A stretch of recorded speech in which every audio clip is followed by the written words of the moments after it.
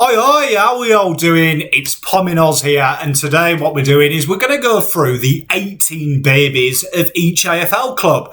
Now, if you like a Carlton fan like me, the only thing you've got to look forward to is that next great white hope that's coming through the draft in a year's time. So I thought, let's have a look at all the youngest players at each club and see what their chances are of going through and making it on the big stage this year. First up is Adelaide's Lachlan Gollant. This supersized outside midfielder is really what is in vogue at the moment from the AFL draft camps. He's over 6'1" and he's a big, tall marking midfielder.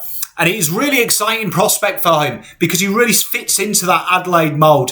He may be light-bodied, but he really does amplify hard to the ball. He's a tackle machine. Playing for Kilda Cannons in the year just gone, just under 4 marks a game, 2 tackles and 11 touches, and he really is an interesting prospect for Adelaide. All the top teams play with an outside midfielder who can help you mark and be transition out of half-back into the forward line, and he looks like that. I expect his chances of playing will probably be later on in the year, particularly with a COVID-interrupted season, but an interesting prospect and someone who I think will really fit in to the AFL.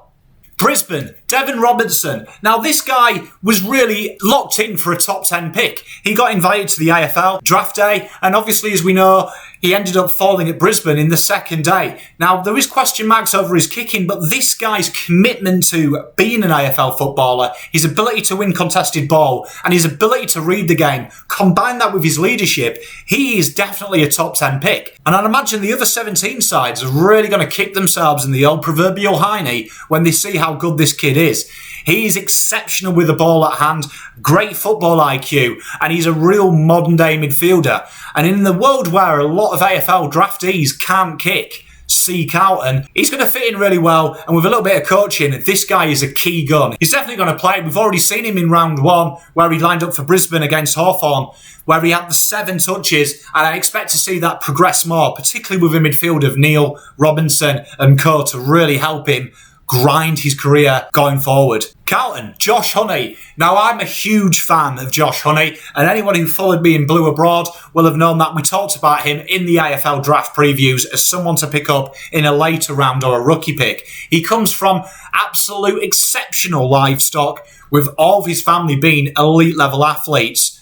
He is literally a natural, tenacious small forward. He's tough to the ball. He's got X factor. He's got a haircut. He's got an absolute phenomenal surname. And I expect to see him in a team that lacks good, genuine small forwards have a chance later on in the season. He's a really exciting prospect. And working with Eddie Betts, I reckon this kid can really be the diamond in the rough that the Bluebaggers have been craving in the small forward line. Collingwood, Trey Roscoe. Now, Trey, he was relatively unknown, but he comes from WA, which seems to just be a conveyor belt of elite-level talent. He's a proper utility in every sense of the word, got good skill execution, and he can take a mark. At 190 and 90 kgs, he's already ready body-wise to play in the AFL. He's got an exceptional intercept marking ability. He's got an array of foot and ball skills. There is some question marks moving forward about where is his best position, but I reckon you might not see him this year. But with the lack of VFL football, it'll be interesting to see what Collingwood will do with him. But he's definitely someone to keep an eye on for if you're a Magpie. Essendon, Nick Bryan. Now, Nick Bryan was talked about quite a lot in AFL draft circles. He's a developing ruckman. He's absolute giant at 200 centimetres already, and he's a good 87 kgs. Now, he's got real good natural ruck craft, and he's got really good vertical leap, and he's already got the speed and size that you would say is good to add on to as the years go ahead. He looks, in every sense of the word, a modern-day ruckman, and it'll be really exciting for Essendon with Bell Chambers coming to the end of his career, how long it will take this kid. Generally, ruckmen take about 2 to 3 years to really start showing a mark. He does lack the consistency at the moment. I don't think we'll see him this year in AFL 2020, but I think moving forward, you've got one hell of a ruckman, prospect-wise, moving forward. Fremantle, Isaiah Butters. Now, this guy is an excitement machine, as often they are when they come from Claremont. He is a real genuine small type forward who can crumb, who can kick goals.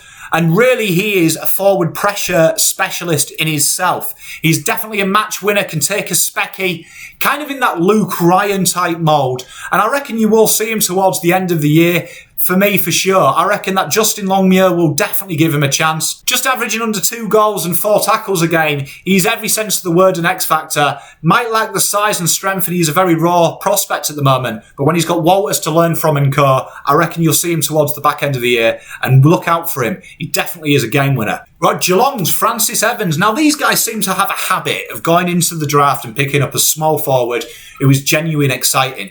And Francis Evans fits that mould. He's really clean with the ball, got an excellent set shot routine, can take a mark, and he definitely impacts the scoreboard. Coming from the conveyor belt of talent that is called the Cannons, he averages just under 2 goals a game and under 4 tackles with a staggering 4 marks. He may not be the tallest player you've ever seen, but what he lacks in size, physically, he makes up for in his impact on the game. Really exciting talent, and I reckon he's a smoky for playing in the later of the season. As drafts go, Gold Coast, they picked up Jeremy Sharp, and he is their youngest player. And this guy has got everything to make you excited if you are one of the 5 people in the world who support Gold Coast Suns. He is the modern-day halfback in every sense of the world. Penetrating kick, real good speed, line-breaking speed at that. Decent in the air, very athletic, has a massive engine. And for me, he's really that kind of player who's going to help complement Harbrow on the other halfback flank. Lacks a bit of endurance. His intercept marking probably isn't at AFL standard yet, but he'll definitely see game time at some point in this season. He does have the option as well to move it into the midfield, which I think will really benefit his game moving forward, which gives Gold Coast that chance to really believe the future is exciting. One hell of a player, one hell of a pickup, and a very good draft from the Gold Coast Suns. GWS, as if they don't have enough talent off halfback flank, they go and pick Lachlan Ash, who is the youngest player on their list. Combining athleticism with great endurance, he's got an absolute beast of a kick, natural leader and great footy IQ. He really does complement that halfback flank position at GWS. He will definitely see some game time, I'd imagine, towards the end of the year. And he's got the option of going into the midfield as well with his ability to hit targets by foot. A really exciting proposition for GWS, who just seem to be a conveyor belt of talent, seeing they have no salary cap. Hawthorn, and their youngest player is a guy called Josh Morris. Now, this guy has got acceleration. He takes the game on. He's athletic. He's good in the air. He's got a great set shot routine. Now, the one negative for him, especially in a Clarkson side, is he's a bit shy in the tackle department. But having said that, he's got that ability just to really change a game already. He's a real strong player aerially and a very strong player on the scoreboard. I reckon moving forward under Clarkson's regime, he'll develop that tackle pressure that he needs. And I think this is one hell of a pickup. And I reckon when we redo this AFL draft, he will be a lot higher. Really exciting proposition. And I think he may get a bit of game time with the Box Hill Hawks probably not playing this year. Real exciting player. Look out for Josh. Well, if you look at crazy draft prospects, Luke Jackson's probably it. Melbourne seem to have a habit, even though they've got one of the best ruckmen in the comp, of keep safeguarding that future of that ruck department. He was by far probably the best ruck talent in the draft. He's already got exceptional ruck work. He's very athletic in sense of the word, a modern day ruckman. Real interesting foil for Gorn, particularly learning off Max Gorn. I think it's going to be an exciting time if you're a D's fan. He's got everything you want. He works hard up and down the ground. He's a tackle machine. He's very good aerially. And he can also slot in the forward line. And because of that reason, I do think we will see Luke Jackson at some point in the season roaming in the forward line and pinch hitting in the ruck. He's an absolute elite level ruckman. And he's going to be like another decade ruckman. So the fact you've got Gorn, throw in Luke Jackson, particularly with the niche at the moment in the AFL of playing 2 ruckmen, really exciting times for you guys. And I think he will play. North Melbourne, and their youngest player on the list is a guy called Jack Mahony. This breaks the mould of what everyone's doing in the midfield. Whereas everyone else is going for big body, giant ox-like, I can lift a log with one hand type midfielders. This guy is the exception to the rule. Small, exceptionally creative, very elusive, high footy IQ. He's exceptionally creative. And his ability to be agile and really work the contest well is really phenomenal. He's got 2nd, 3rd, 4th and 5th efforts. Now, obviously, he lacks the size and he lacks that, stoppage explosiveness that most people talk about. But he's an interesting prospect nonetheless. Got real great vision. And I'll tell you what, for North Melbourne, they kind of lack probably that creative spark at times. This guy could be it. I really do expect him to play at some time this year. He's a really exceptional exceptional footballer, coming from Sandy Dragons as well, who are really an elite development crew down there at Sandy. He's going to be an exciting prospect. Will he play this year? I do think he will at some point, but definitely next year. Pencil in how he develops in the scratch matches this year, because he's going to be one hell of a footballer. Port Adelaide went with Miles Bergman. He's the youngest player on their list. And this guy is a swingman in every sense of the word. He really does have X factor. He loves taking speckies. He's got real strong aerial craft already, real penetrating kick, and he's got fantastic endurance and an engine already, which really suits the kind of style that Port Adelaide play. He does maybe get a bit ball shy, and obviously as a young player you are inconsistent. But this guy is a really intriguing prospect at Port Adelaide because he's something that they don't really have. Now for me, they lost Dougal Howard, who does play that type of role last year, and he could be a better version of Dougal Howard, particularly if they train him in one position. And I really am intrigued at where it goes. I reckon he really had a good back end last year, and where Port got him, I reckon he could have gone a lot higher. I think it's a steal.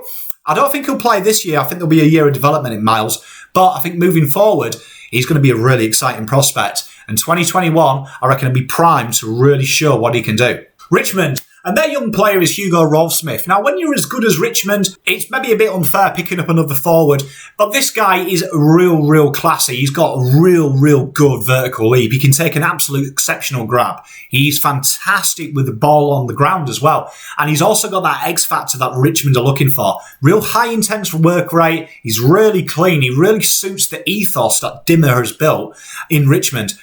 Now, obviously, he's probably not the best in the contest, and that's probably because of his size, but he's a really exciting prospect. When you're working with a team like Richmond, you are obviously going to have the best chance at fulfilling your talent at AFL level. I don't think he'll play this year, and I think it's a shame that Richmond's VFL side don't look like they're going to be competing this year as well, but he's a really exciting player, and I think 2021 again will be a season that you'll really see him break out. Keep an eye on him, keep an ear to the ground, because I reckon Punt Road have got a real good player here.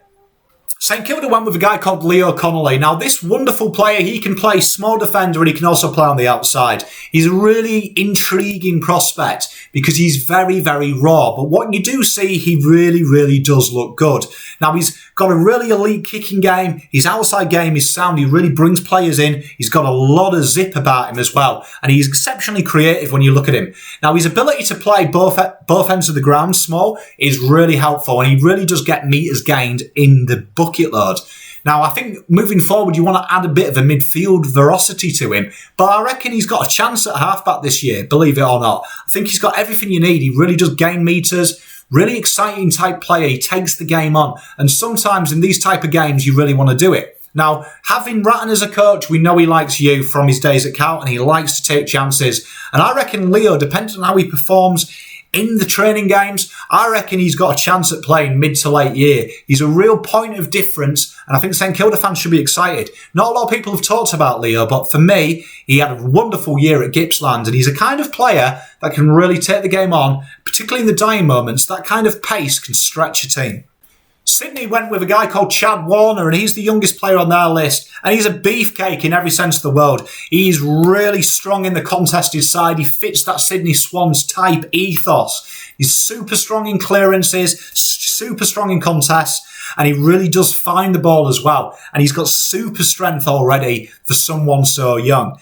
Now, obviously, he does lack the speed. When you are a kind of a big-bodied midfielder that goes, look at Patrick Cripps and players like that. But it doesn't affect them.